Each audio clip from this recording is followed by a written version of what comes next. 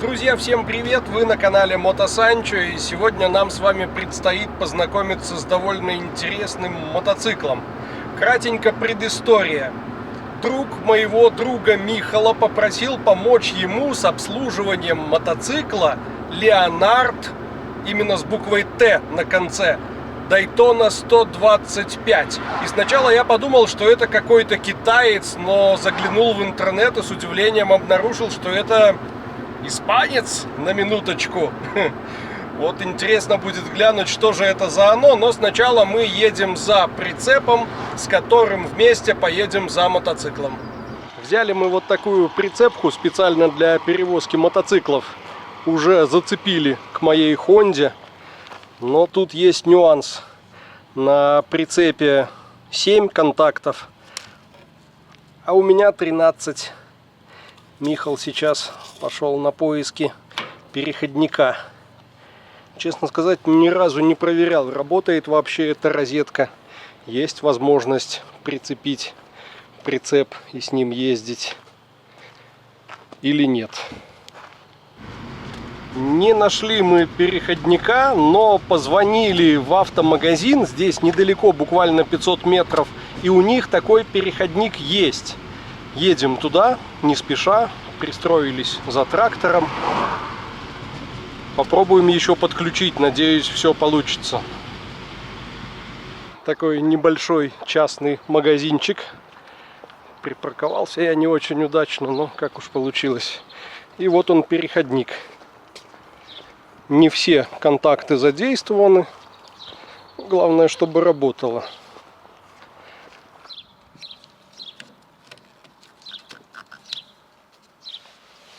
Мишка мне поможет проверить работоспособность. Итак, у нас мигает аварийка. Включены габариты, да, видно. Нажми на тормоз. И загорелся тормоз. Ярче стали лампы. Ну и отлично. Все работает. Контакт есть. Поехали. Сзади громыхает прицеп. Главное про него не забыть.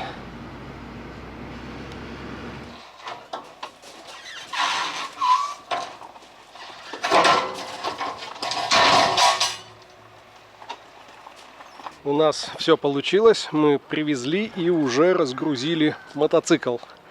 Знакомьтесь, Leonard Дайтонович. 125-ка. Один цилиндр, четырехтактный карбюраторный двигатель. Сразу оговоримся, это не китаец, это испанец с двигателем от итальянца. Движки эти производит фирма Piaggio. Вы только представьте. Хотя есть полная копия этого мотоцикла под названием Юнак М16. Польская сборка, китайские комплектующие.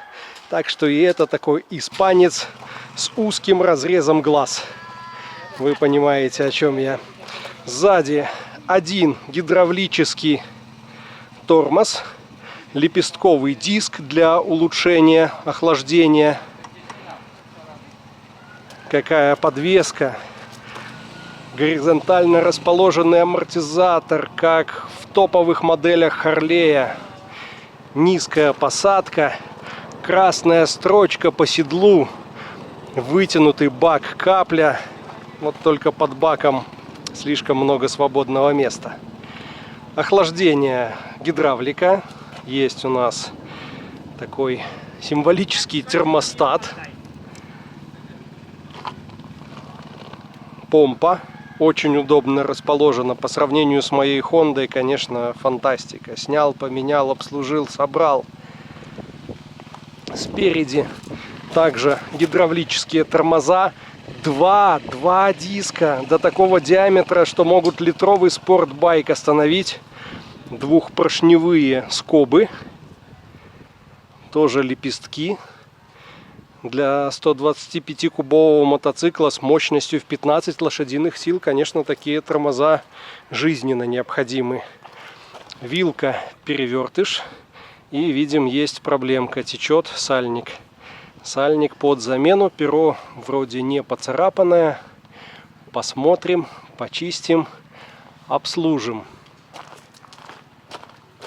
Замок зажигания выглядит следующим образом. Это вот такой переключатель интересный. В среднем положении выключено, включено и включено с габаритом.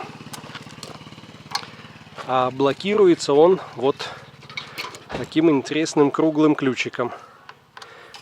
То есть можно все это дело закрыть, и уже никто не включит. Не включит ваш мотоцикл. Ну и еще один ключик от крышки топливного бака. Что у нас здесь по комплексу работ? Замена масла, замена масляного фильтра. Надо еще узнать, где он есть. Одно предположение, что он вот под этой крышкой находится. Другое предположение, что он вот здесь. Может быть какой-то сетчатый картридж. Не знаю. Карбюратор очень похожий на скутерный, с электроклапаном прогрева, шланги охлаждения, расширительный бачок, сигнал, небольшой радиатор. Ну так вроде все просто, все по уму. Супер перенатянута цепь. Я не знаю, кто это делал, но это проблема. Подвеска из-за этого и работать не будет, и цепь очень быстро убьет. Цепь должна провисать сантиметра на 2-3 свободного хода.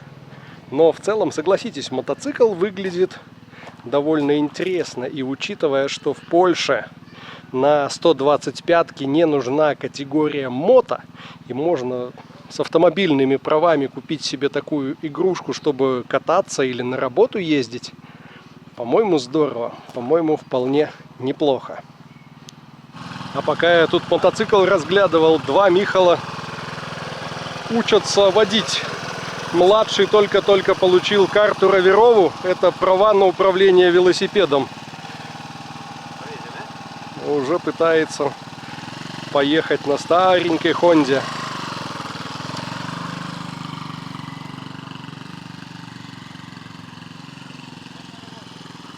И всякие ремонты и обслуживания начинаем с хорошей мойки, чтобы избавиться от пыли, мусора и паутины.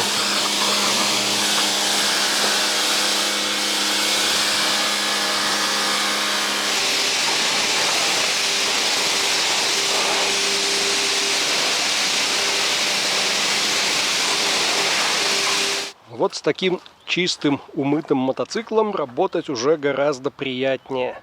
Начнем мы, пожалуй, с того, что сольем старый антифриз и посмотрим, какого же он цвета. Здесь нет сливной пробки, но есть шланг, который выходит из помпы.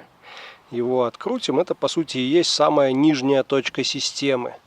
И, кстати, прошу прощения, что ввел вас в заблуждение, назвав вот эту штуку термостатом. Это не термостат, это клапан EGR. Судя по всему, для улучшения экологии картерные газы из этого двигателя забираются и через клапан уходят в воздушный фильтр, в фильтр-бокс. Да. Когда движок начинает сапунить, это добавляет ему проблем при работе. Дышит он тогда масляными парами, дымит, коптит, ну и, естественно, жрет масло. Так, отпускаем красивый нержавеющий хомут. Я подставил тазик, чтобы здесь не насвинячить. Давай, давай. Шланги еще ничего такие, в меру эластичные. Не потрескались. Хотя год выпуска мотоцикла 2015. О! И сразу стало ясно. Антифриз был зеленый когда-то.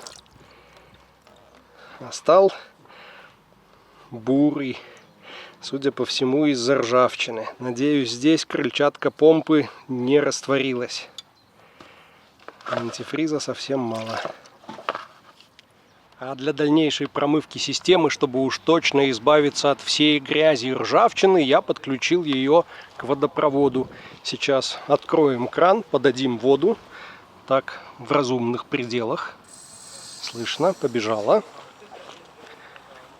И смотрим. Да, здесь тоже бежит. Бежит. Рыжая вода. Помните, как я бутылками носил воду на паркинг, чтобы промыть систему охлаждения в своей Хонде? Конечно, шлангом это гораздо удобнее.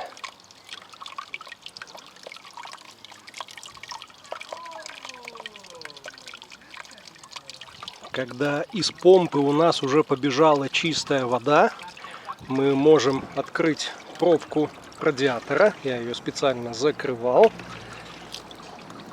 И его промыть тоже, чтобы вся грязь и из радиатора тоже вымылась. Просто сейчас уже чистая вода практически без антифриза разливается, и можно позволить себе немного пролить на травку. Добавим напора. О, красота! Какой гейзер! Отлично, будет система чистой. Достаточно.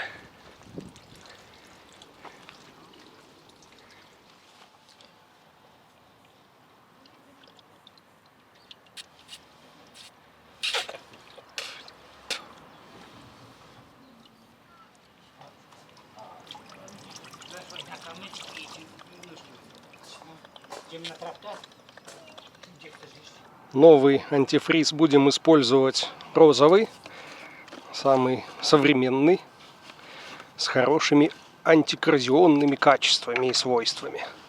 Я тут нагородил систему из нескольких леек, поскольку доступ к заливной горловине очень сложный.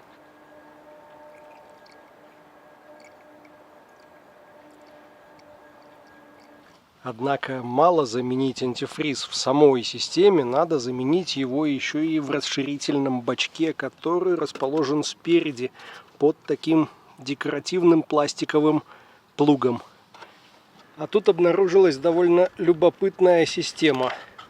Во-первых, это ремень, стяжка. Есть расширительный бачок, и он вложен в остатки заводского расширительного бачка. Сейчас я последний болт откручу. Вот. Я не знаю, что произошло. Возможно, его порвало зимой, если залили воду. Или упали, поломали. Не суть важно. Вышли из положения, взяли какую-то емкость. Она сейчас выполняет функции расширительного бачка. Ну, так и оставим. Заводского оригинала у нас все равно нет.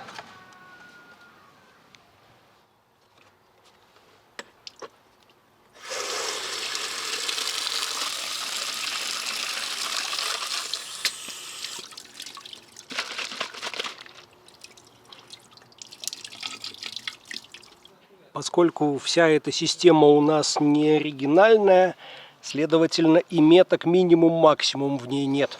Я налил уровень где-то до серединки нового антифриза. Устанавливаем обратно все декоративные элементы.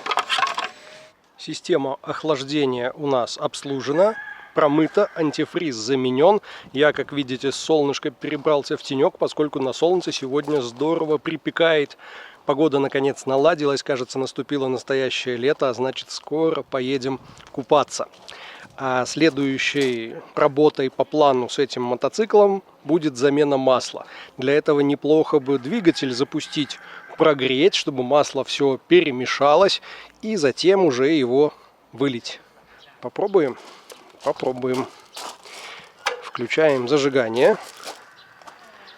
У нас нет пускового обогатителя, хотя есть рисунок, где он должен был находиться. Кран открыт. Убираем подножку, сцепление на всякий случай и старт.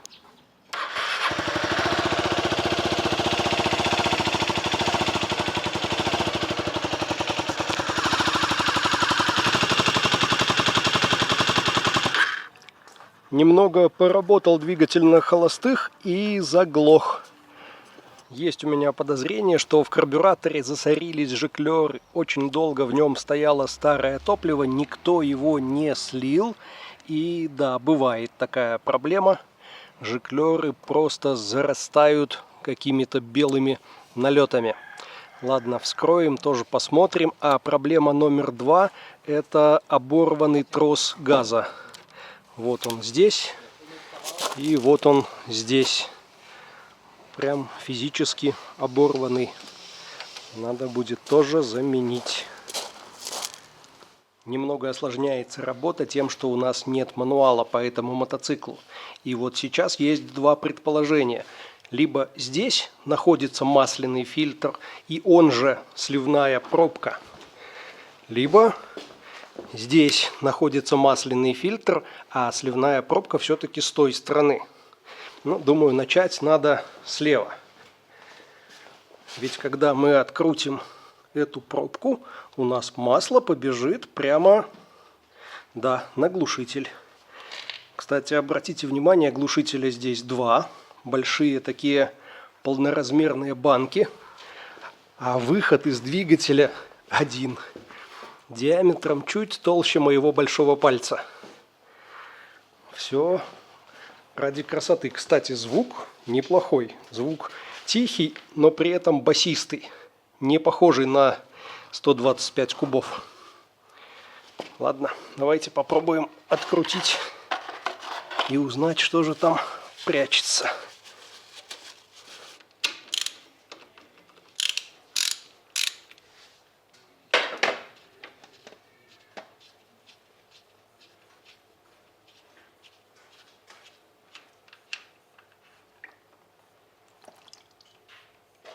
А вот и масло побежало.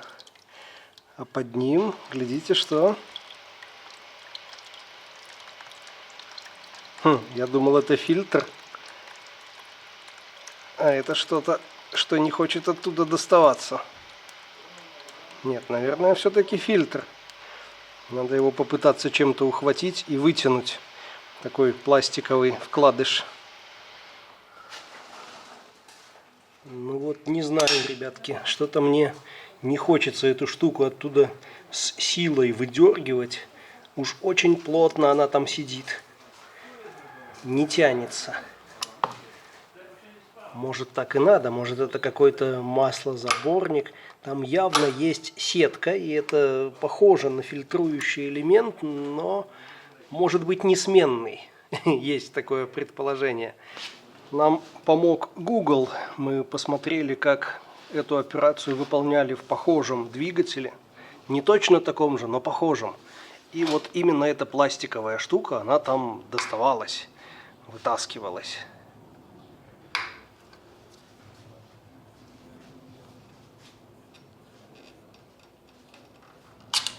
О, класс! Вот он, ребятки, и фильтр. Просто сетка пластиковая. Я думаю, даже менять ее не надо. Ее надо помыть и поставить обратно.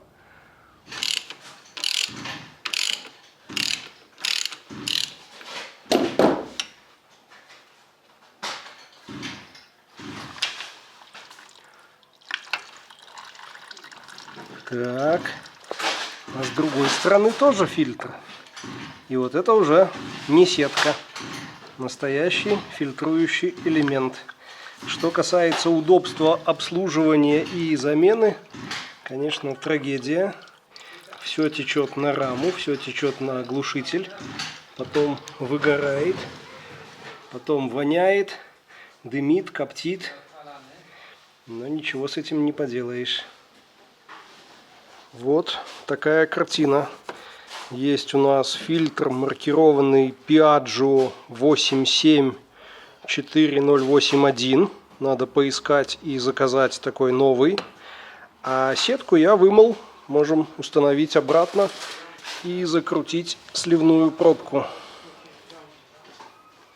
Какой есть нюанс, которым хотел бы с вами поделиться. Если вы просто попытаетесь эту сетку вставить, то она вряд ли зайдет. Она скручивается, складывается, но уплотнительное кольцо на свое место не входит. А для того, чтобы ее все-таки установить, берем подходящего диаметра трубу и вот таким способом, как аппликатором, вставляем. Идеально.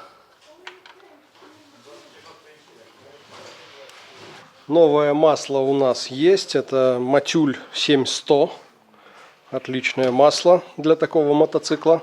Но залить мы его пока не можем, поскольку у нас нет масляного фильтра. Надо подождать, пока он будет доставлен. Можем тем временем заменить трос газа. Нашлись велосипедные тросики. Сейчас один адаптируем сюда. Сделаем, чтобы система работала, чтобы можно было двигатель запустить и прогреть не только на холостых, но и на оборотах. На новом тросе бабышка оказалась немного больше. Надо доработать напильником.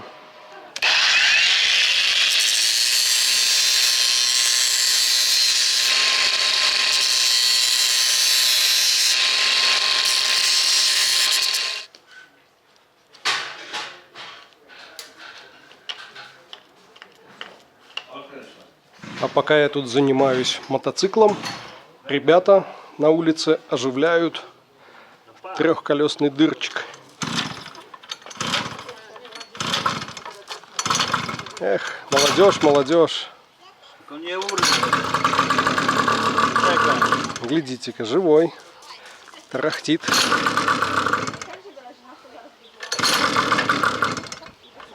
С другой стороны, на старом тросе у нас установлена такая ремонтная бабышка под плоскую отвертку.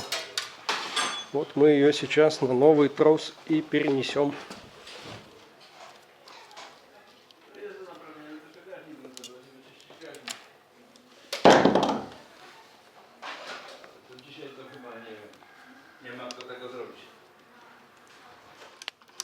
Ну вот, работает.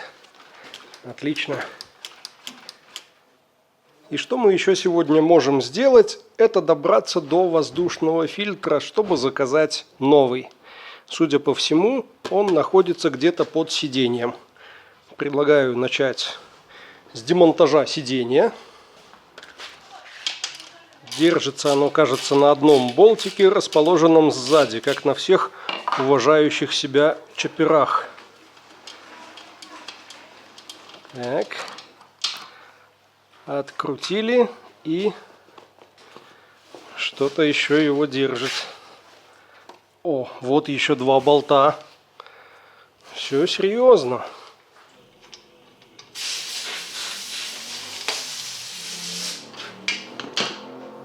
Отлично. Видим Airbox. Как раз то, что нам надо.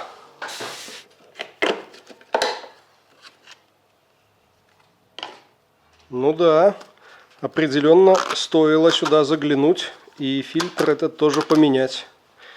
Здесь и пыль, здесь и песок, и какие-то листья. Не хватает только дохлых мух. О!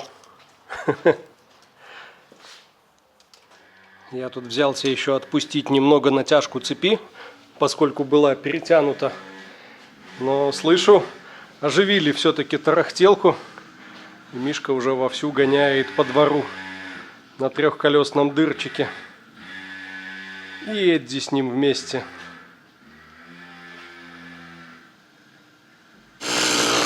Я отобрал у ребенка забавку.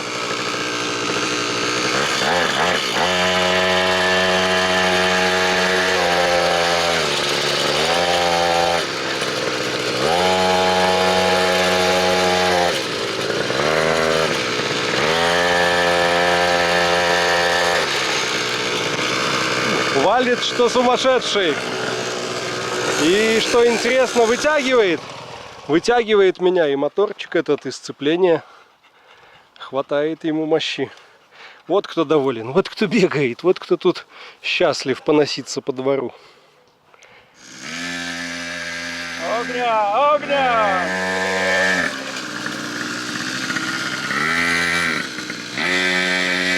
Добре, там сустава.